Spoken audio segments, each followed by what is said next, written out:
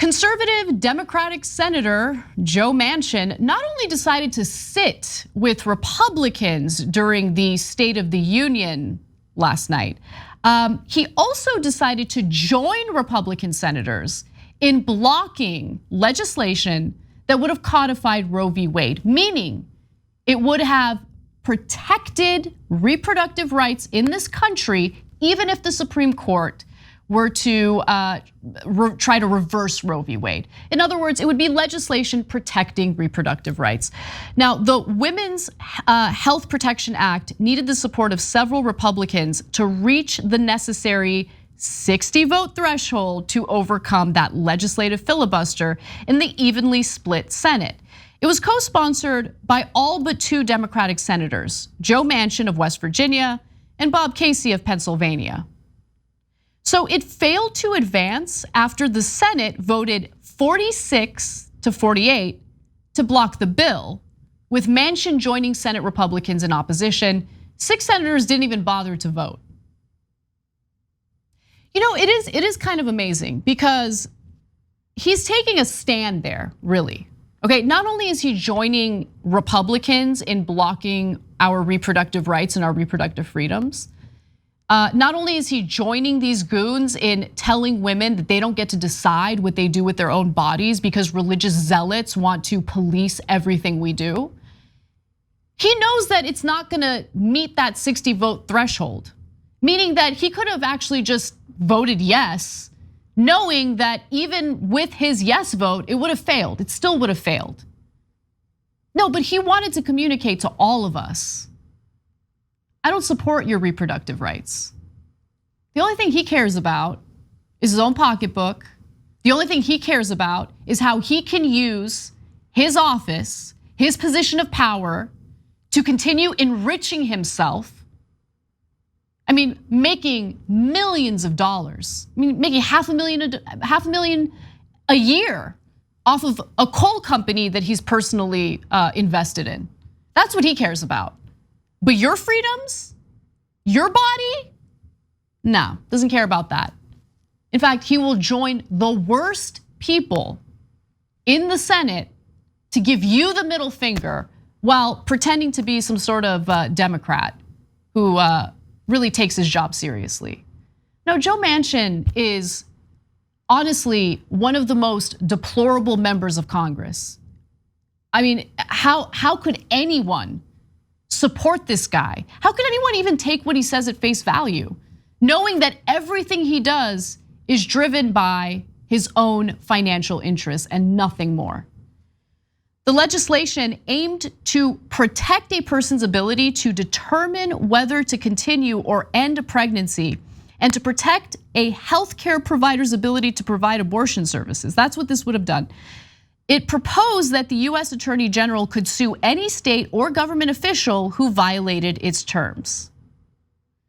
So understand what this means. When the Supreme Court makes a decision about Mississippi and its restrictive abortion policies, if it decides to reverse Roe v. Wade, I want you guys to understand what that really means, okay?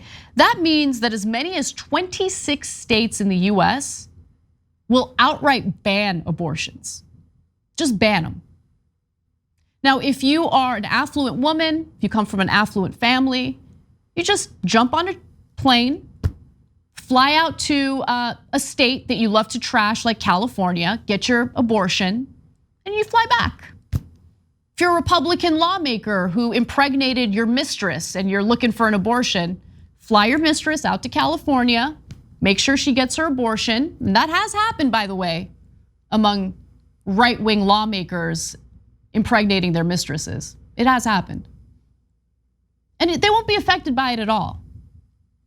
But those living in poverty, and there's a lot of those people in this country, those who don't have the resources to drive long distances or fly out of state to get an abortion, will take matters in their own hands, as they did prior to the passage of, prior to the Roe v. Wade Supreme Court ruling, when abortion was, of course, much more restricted.